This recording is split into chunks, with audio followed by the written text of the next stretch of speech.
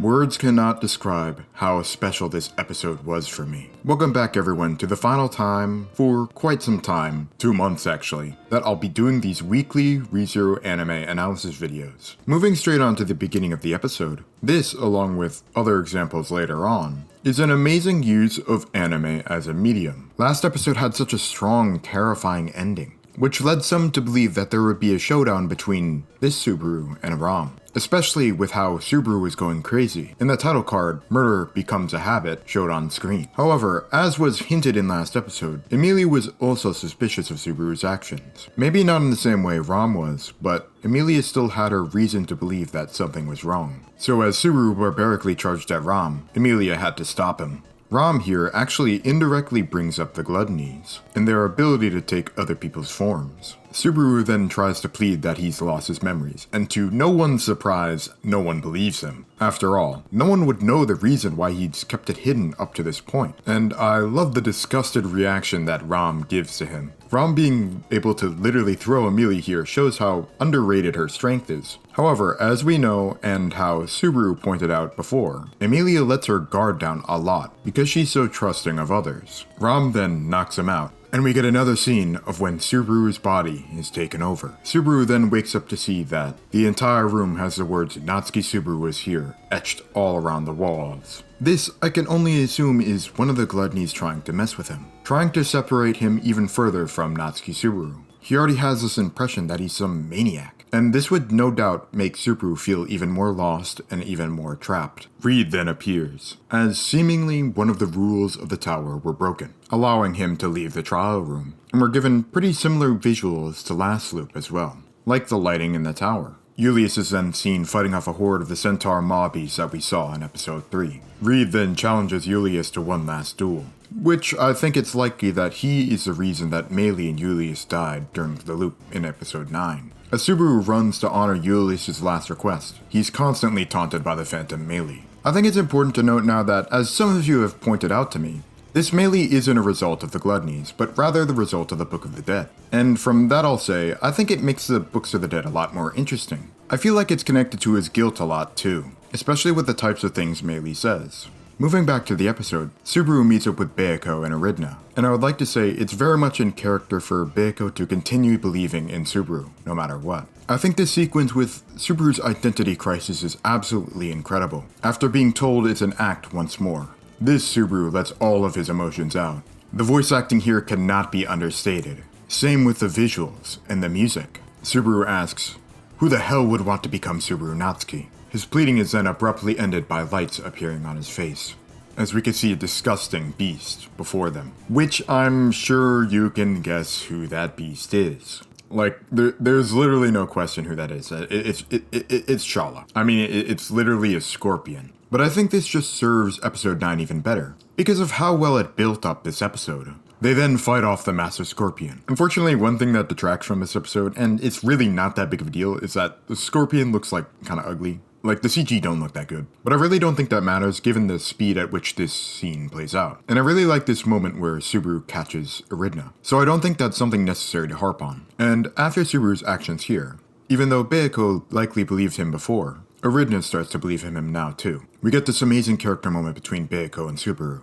that even if he forgot what happened in the mansion that night, she will always remember. Always remember how she chose him. Disaster then strikes, as one of Shala's claws explodes. And I really like how silent it got here. The show did the surprise very well, especially as the music kicks in, and the sounds and visuals of Subaru dragging Aridna away from the blast. This dialogue between Aridna and Subaru feeling worthless is so incredible. And we're shown that the reason Subaru's in a lot better shape is because Beako immediately dove to protect him. Surprisingly, despite having her legs blown off, this is probably the least gruesome death we've seen from Aridna/Anna so far. Which, in saying that, I realize how fucked the way she's been treated is. At least she's not 50% off this time. Aside from that, I really like Aridna's selflessness here, and ReZero never leaves its deaths without impact. The same miasma as before then seeps in. However, this time, it's paired with Satella's shadow hands, as she slowly appears. She says her usual "I love yous," and Subaru proclaims that he's never lived himself, paired with almost a look of pity from Satella. And as Subaru talks, we get these amazing images of his home life, saying he was loved, Love from the bottom of his parents' heart. But he could never love himself, because he wasn't worth loving. This was such a strong reason for why he couldn't trust the other Subaru.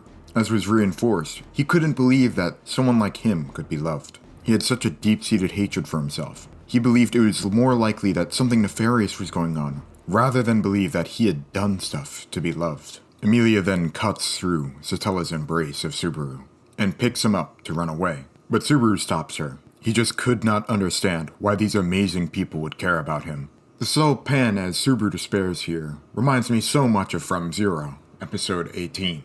This is also compounded by the fact that the piano version of Styx Helix plays in the background. And I gotta say, it's just such an absolutely wonderful choice, as Amelia explains all that he had done for them, all that he had done for her. I most certainly have to mention that Amelia felt a very similar weight to how Subaru does in this moment.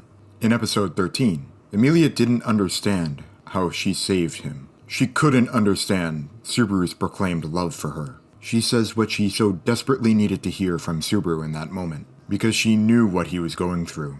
Subaru then bursts out with his frustrations of being unable to remember, and unable to believe that the person that she spoke of was Subaru Natsuki, someone he believed was so worthless and pathetic. So much of what he says reminds me so much of episode 18.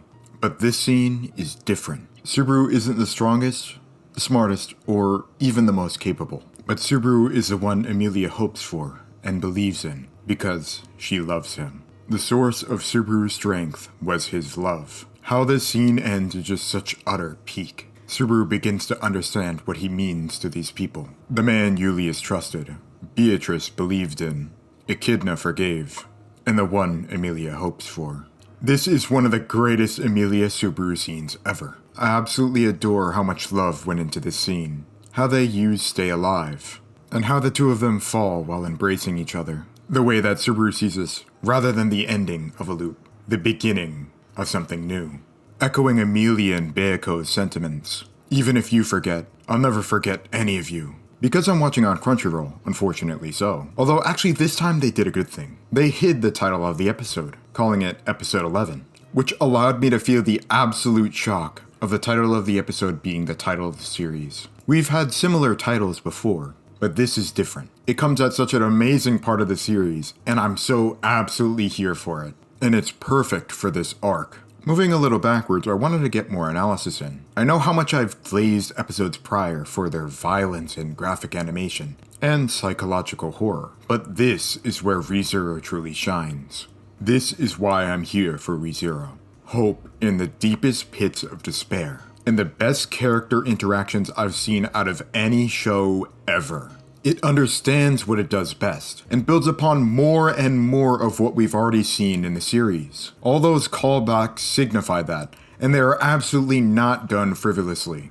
I'll say it again, the use of Stay Alive here is absolutely beautiful. It transforms this melancholic song into something hopeful. With episode 23's use of Stay Alive, it feels like something that could have started was cut short. That the bond between Julius and Subaru could not be realized.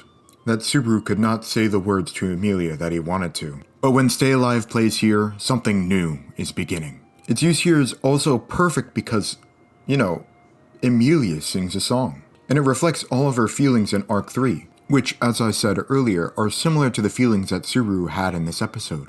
I feel like I have so much to say, but I'm having trouble sorting through all of my thoughts. So if you want to hear more from me, stick around for more videos later. I see no point in putting a number to my rating of this episode, as you all already know what it will be. But I believe this episode will go down as one of the greatest. Up there with From Zero, Parent and Child, A Reason to Believe, Choose Me. This is the essence of ReZero.